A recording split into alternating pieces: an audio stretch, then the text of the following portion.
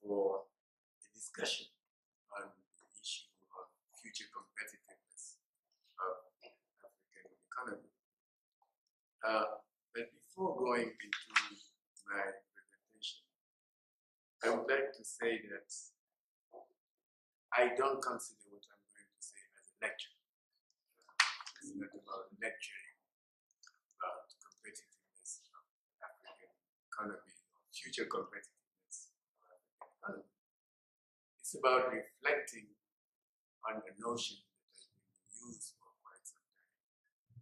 It's about trying to unpack the notion of competitiveness and understanding what are the factors that come into play and who are the players in the area of competitiveness. And it's about trying to find out what can be done to enhance competitiveness, if indeed it is the way to go to achieve the goals which have been defined either nationally or internationally. So it's more of a conversation with experiences being shared rather than one way, one direction message, which would be coming from this place to an audience. So I'd like to start by making 4 remarks about the notion of competitiveness. The first one is that the notion has been in usage for quite some time. Competition comes from a Latin word, which is competere, the same origin, the same etymology that we have in French. But in Latin, competere had nothing to do with competition. In fact, it meant initially working together, exactly like collaboration. Collaboration and competere were synonymous. It meant initially working together towards the goal. And according to the Webster College's dictionary, competition came in the English language only in 1620, so in the 17th century. And when it came into usage in the English language, it meant initially, I'm quoting, to strive consciously or unconsciously to achieve an objective. For example, a post, a benefit, or a prize. That was the definition of competition in 1620. Today, it seems to have taken a different meaning altogether, in the sense that when we talk about competition today, we talk about rivalry, we talk about zero-sum game, we talk about winner and loser. Very far from the etymology where it was working towards the common goal and bringing to bear what each one could bring to bear, basically comparative advantage, which might have been different than unique and today. And as a consequence of this restriction or reduction of the meaning of competition, we have reached a point where today being competitive means to be inclined to or to be ready to rival someone. Again, this zero-sum game has become the order of the day. That's the first thing I would like to make as a remark. We're talking about a word that has been in existence, but whose meaning has changed over time with the evolution of the society. From cooperation, it has become competition, competition as rivalry and zero-sum. The second remark I would like to do is that the parameters that define competition have changed over the course of time. When immediately after Berlin Conference, October 1884, February 1885, when European powers went for the scramble and established colonies, the comparative advantage of the competing countries depended on how industrially they were advanced and how developed their political structure or social political structure were.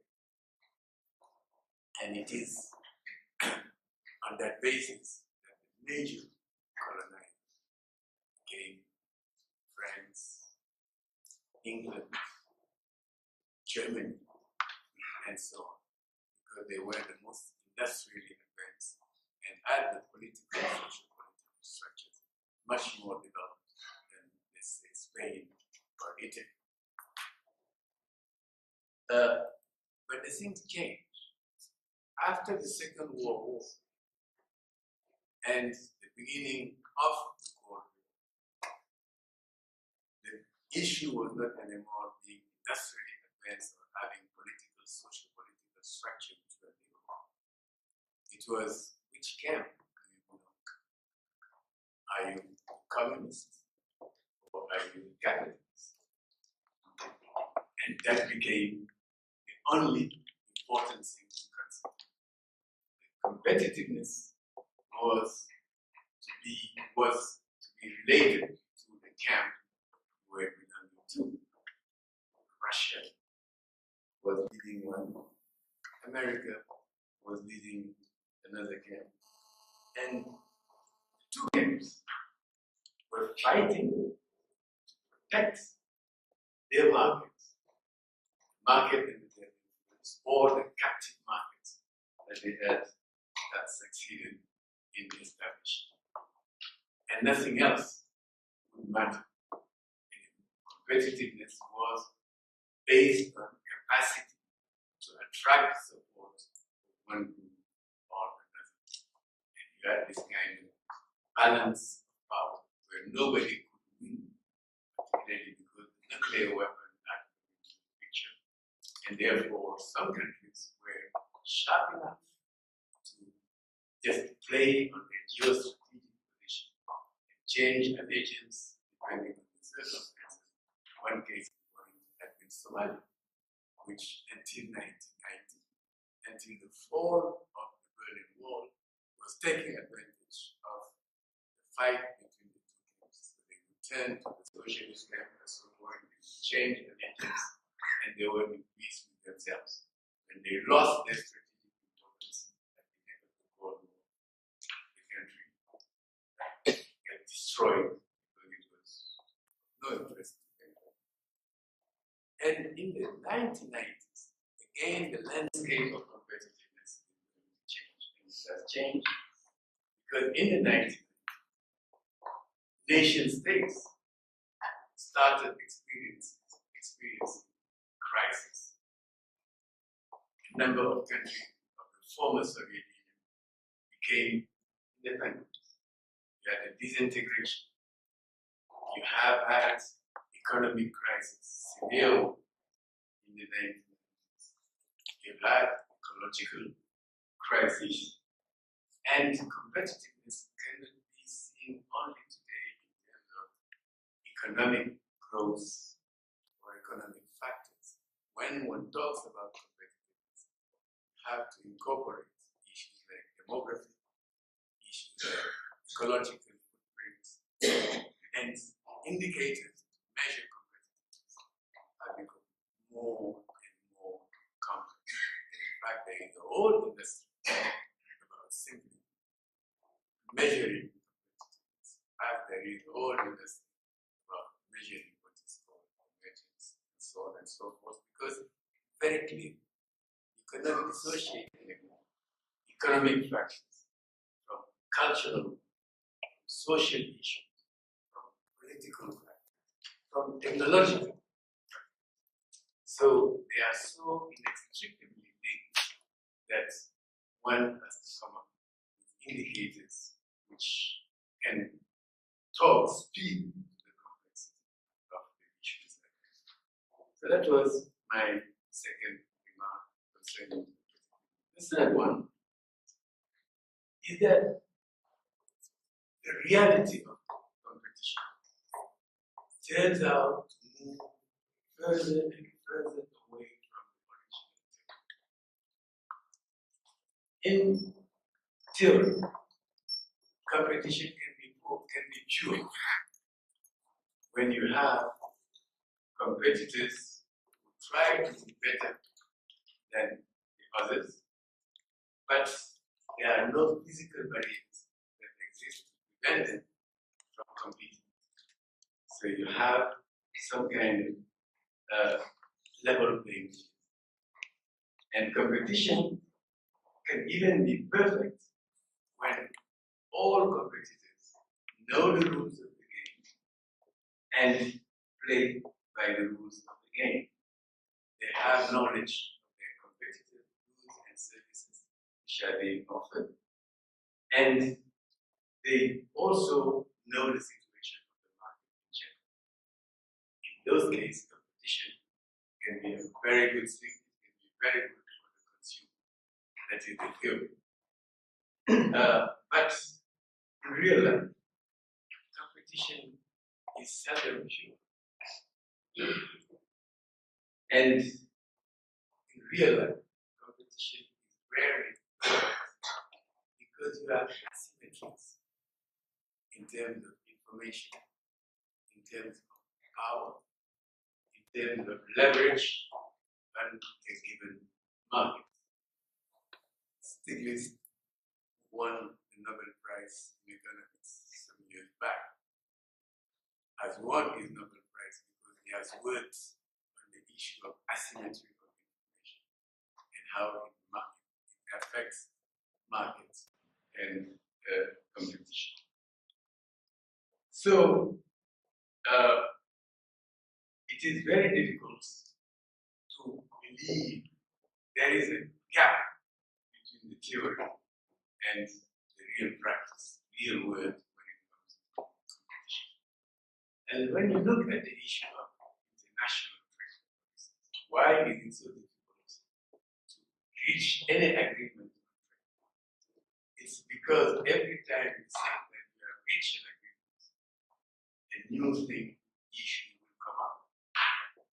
And now nobody is discussing about trade-related issues.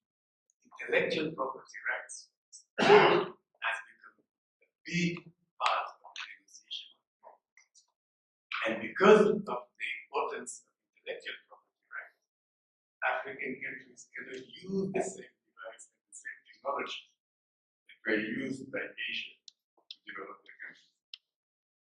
You cannot just buy the technology, understand how it works, and just reproduce it locally and get away with what Asians could do. We cannot do it there because we are part of a trade agreement in which the issues of service, the issues of intellectual property rights, and so on are such that we cannot do what others have been able to do.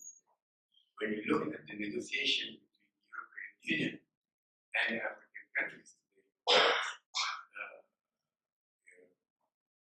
the successor arrangement to Cotonou, you can see that the question of competition is not as simple as it seems to be in the theory. The fourth one, the first comment that I would like to say, and that is just as a footnote to what I just said, is that lines of demarcation between competitors or their means of intervention are not always as clear as the subtle distinctions that are made by academics. In theory, firms are the ones who compete.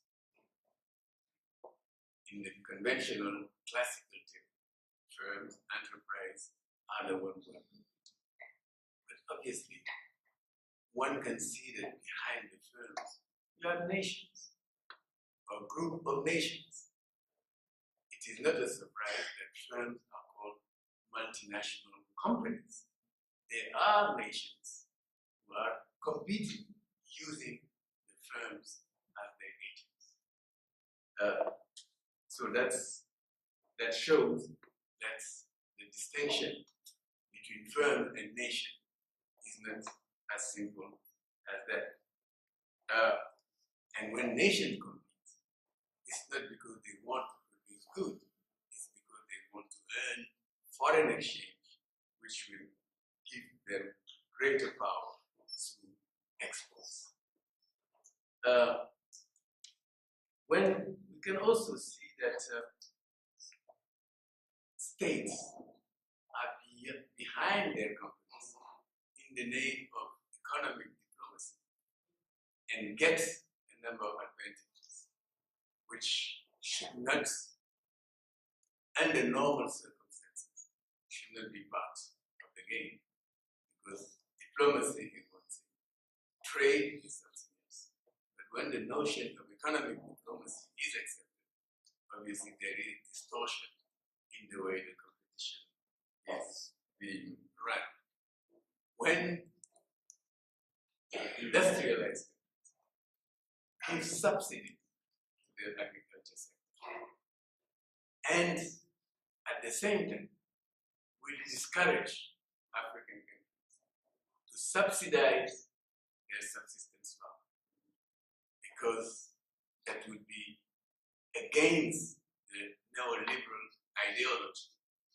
There is a problem. It's a double standard.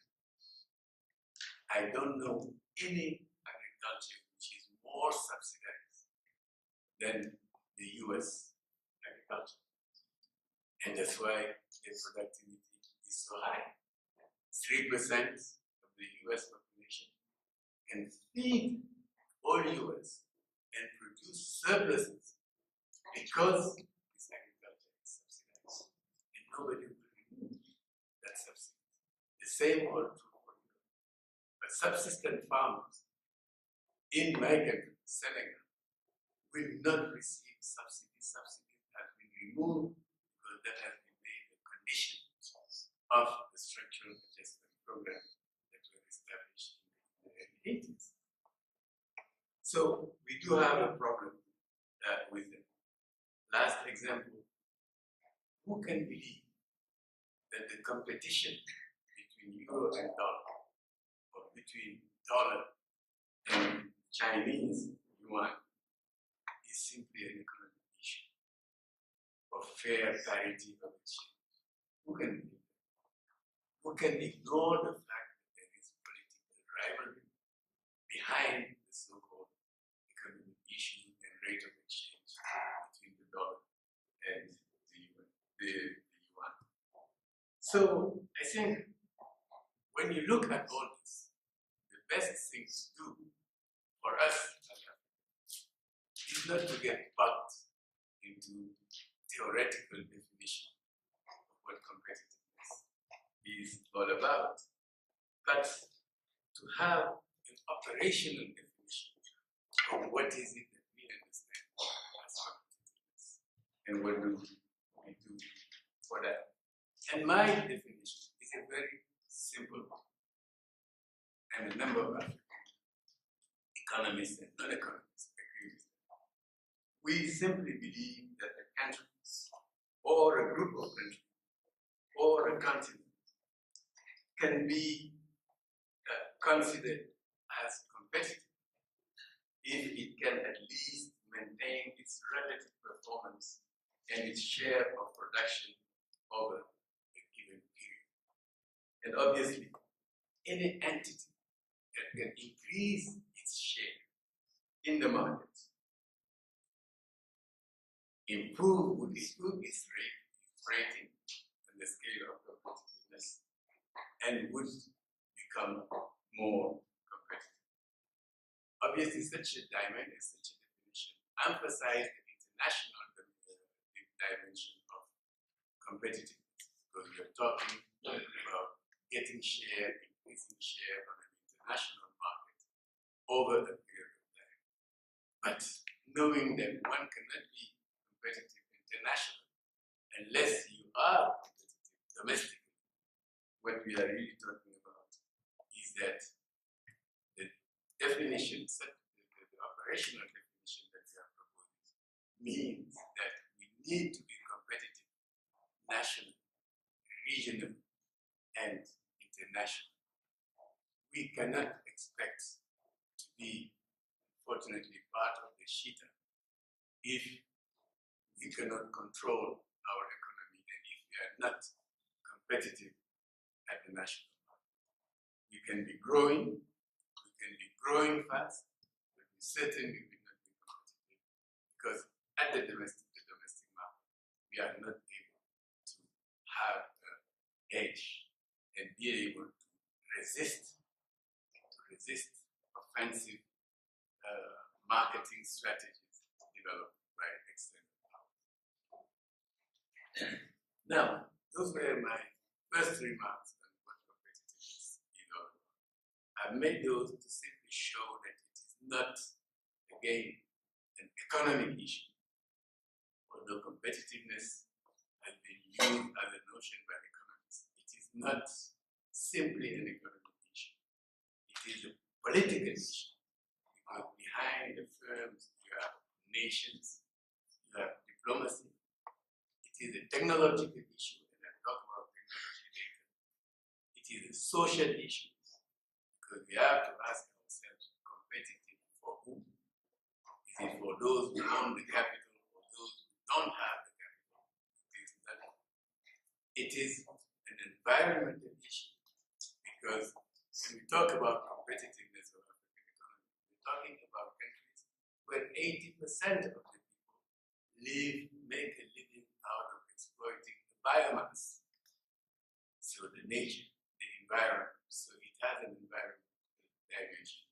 It has a cultural dimension, because goods and services are not produced by people who don't have a culture. Every technology that you use, there is culture embedded in that technology. And there is no society which does not, to all of them. But four of them seem to me very important as we try to have a glimpse into the future through scenario construction and foresight exercise. The first one is the development of a knowledge-based economy. For long, it has been accepted that the most valuable capital investment that can be made is the one that is made in human being. That was the first message coming from the UNDP, UN Development Report, when it was launched in 1999.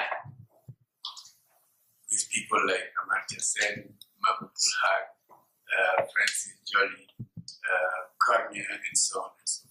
A simple message. The best investment one can do is invest in human beings. That's the most valuable capital investment.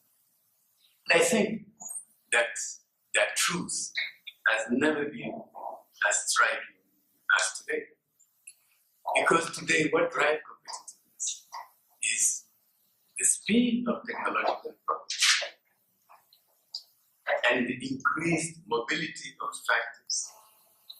They are such that they have transformed the basis for competitiveness from endowment in natural resources to the possession of knowledge. Some countries have no natural resources, none. Japan is a case in point. It's an island. No agriculture, no land, nothing. Switzerland doesn't have natural resources. They had cows and they were producing chocolates because they had milk. What do they have? Basically, knowledge and an environment which is inspiring confidence, and they attract resources. So having natural resources and not having human resources, it is simply not going to make any difference. remain a continent of poor people sitting on wealth.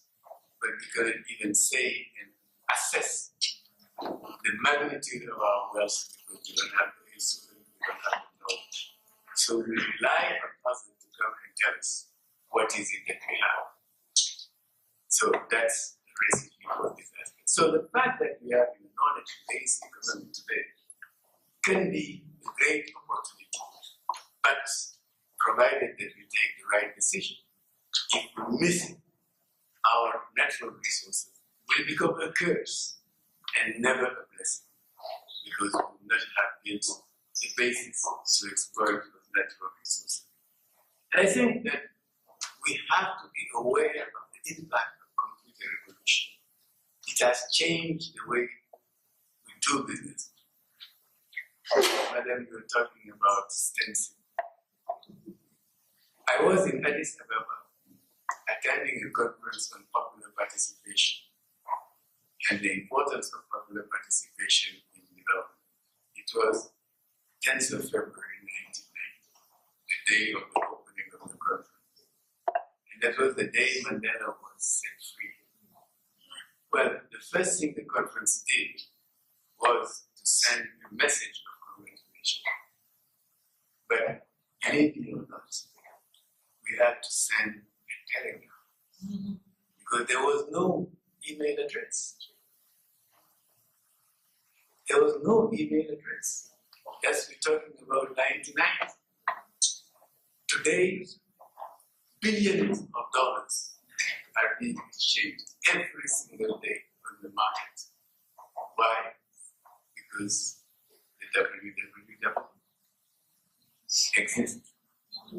It has changed the way business is done.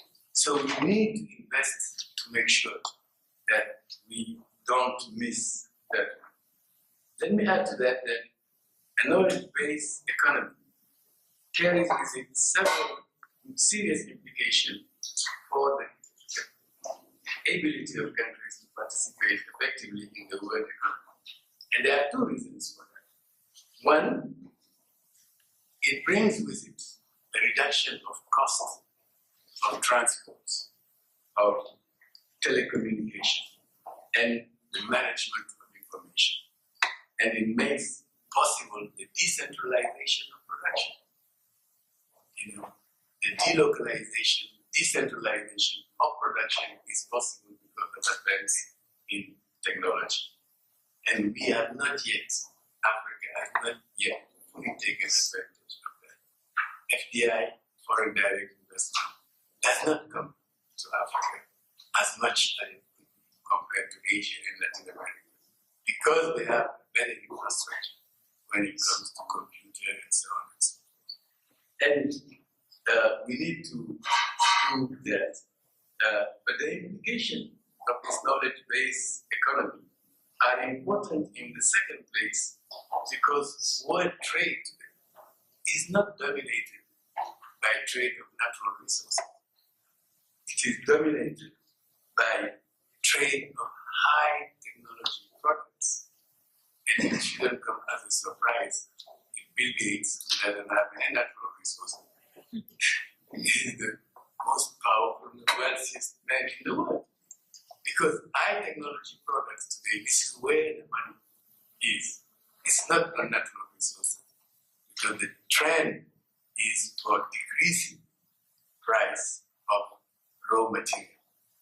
Because there is competition with synthetic products and so on and so forth.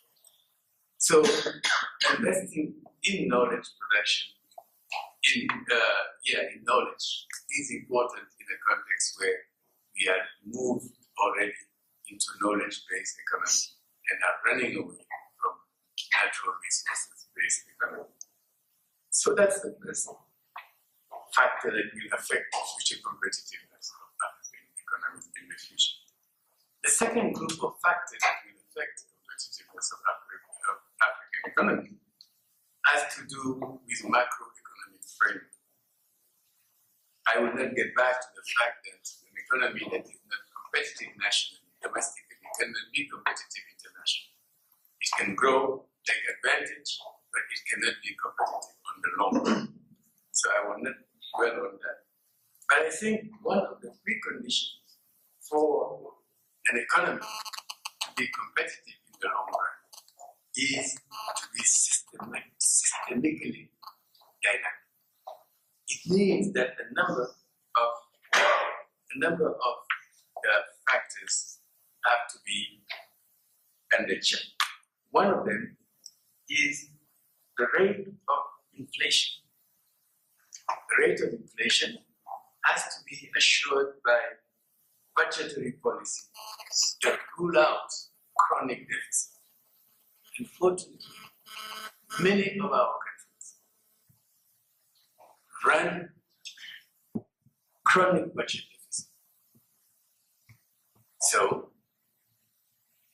you borrow, you get loans, you get aid money, but everything can be brought to a standstill because rate credits can change. That those who extend loan can change the condition. There is an element of vulnerability, and it is very difficult to build a resilient system when you are so dependent on the because of your chronic budget deficit. The second thing is the policy of monetary discipline that will prevent you from excessive borrowing and have an effective rate of exchange. Because if it is not effective, you will be running. Ethiopia just devalued by 50%. I think it happened the day before yesterday. That is the only way they can sustain their economy, having to devalue it to revise their rate of exchange. I am from Senegal. Obviously, the rate of exchange between the countries, the 15 African countries who use the CFA, the rate is overvalued because it's a fixed parity with euro, and it does not make sense. We have a strong currency and a weak economy, while emerging countries like China and India have strong economy and a weak currency, and therefore they can export. So we've made the wrong choice. And obviously, we'll have to pay for it at some point. I think also that an important element which has been mentioned is the need to reduce uncertainty and ensure institutional stability. That brings to the fore the question of governance, the question of predictability, the question of rule of law, and so on and so forth. So we need basically, in a nutshell, an enabling environment which is capable to generate trade and offer investment opportunities as well as stimulating the potential for growth. We can't have competitive economy unless we have our fundamental rights at the macroeconomic level. The third factors, which again is important going into the future, has to do with education and health.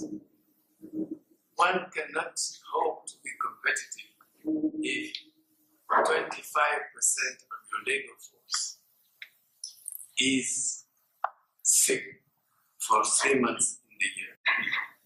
This is something which we need to look at. Because obviously, African youth, or the usefulness of the African population, can definitely be an advantage. Because population is aging in the north, in industrialized countries. If Germany does not import people from Turkey, they will be collapsing. They will be collapsing. Their social system will collapse. So whether Europe likes it or not, they need migrant labor because their population is aging. And therefore, Africa is the continent of the future from that standpoint because we have a young population. But if we do not do what is needed, it's a time bomb that we are operating. Because in a country like mine, we have 250,000 people who come every year in the labor market. And there are only 22,000 jobs that are created in the formal sector. Where do the others go? Most of them will go in the informal sector. But don't be surprised if some of them go and join Boko Haram, because at least it will provide them with means to survive and a sense of realization and a sense of commitment and pride. So it can be a time bomb if we do not address the question of peace. The fourth factor to be considered is the trade environment. Honestly, we have not been very good at influencing the trade regime. It's a reflection of probably our needs. We've been negotiating bilateral agreements. China comes and invites all African countries to come to China, and we have a forum between China and us. We have one with the US, we have one with Europe, we have this and we have that. But we never go as an African group. We do not entrust AU, for instance, with the responsibility of negotiating for all Africa. We go and respond to requests from different countries and so on and so forth. And therefore, the current trade regime is not very favorable to us. So we need to find ways to deal with that issue. But whether it is on human capital or knowledge-based economy, and that will be my conclusion on the issue of factors, the role of university is critical. Because universities are the place where knowledge is generated.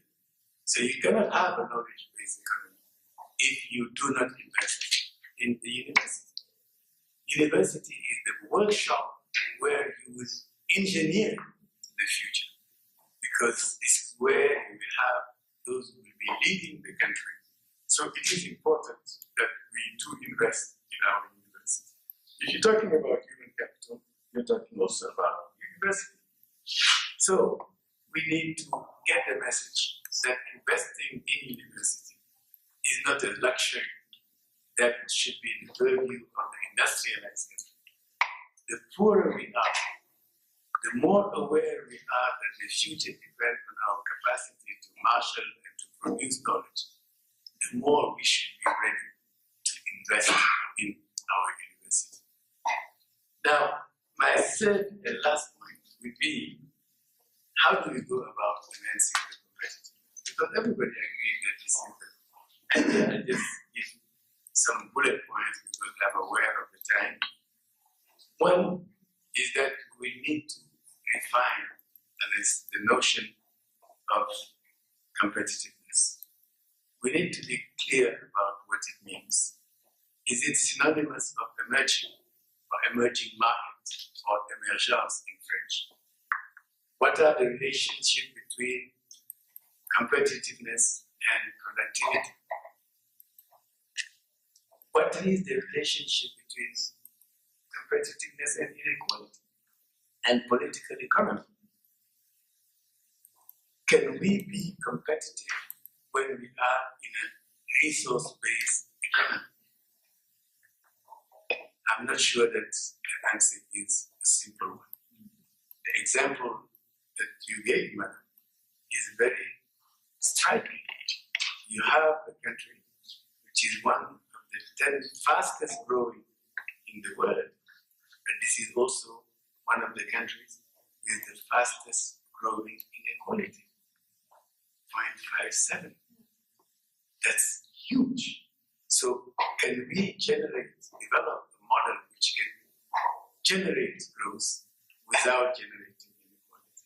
So I think there are a number of central issues we need to address and define what is it that we mean by emergence, by productivity, by competitiveness. Second, we need to acknowledge and make the point the critical role of universities in the two areas in connection with knowledge-based economy. Use of science and technology will be the way to the future. René Marais, who used to be the director of UNESCO, had a very sharp statement. He was saying, development happens when science becomes culture. Science and culture should not be opposed. When scientific approach becomes so common that people don't even think about it, it's just like it's part of their culture. This is when development is happening. So we need to get back to that. Science, development is science becoming a culture and not being separated.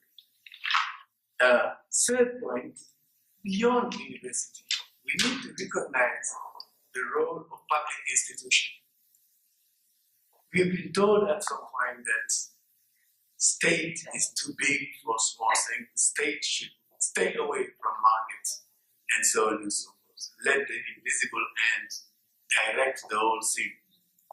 Markets can be a regulatory mechanism, and therefore states should just create an environment and leave the market force. It is not true. It is simply not true. Public institutions are needed to enhance competitiveness, to promote public goods, and so on and so forth. There is no way you can let market forces by themselves and expect that you will have competitiveness. And public institutions differ from private institutions because they do have a mandate, which is a public mandate. They do have resources which come from the public, and therefore the issue of accountability is essential. There is no private sector which can even strive where you don't have public institutions. So I think we need to make it clear that investing in public institutions is the best way to promote rule of law, governance, and so on. But it comes with very specific requirements. You need to understand what should be the size of the public institution, what should be the mandate, the issue of subsidiarity, because otherwise you may end up having public institutions which will be facing the dilemma that has been identified by Daniel Bell, the American sociologist, saying that the state is too small for big things and too big for small things. So the question of the size, the mandate, the modality of intervention of public institutions has to be looked at. But we definitely need, beyond university, the question of public institutions, and what comes with it is the question of accountability. Then there is the question of innovation system. We do have research here and there with very tiny resources, 0.2 and so on and so forth.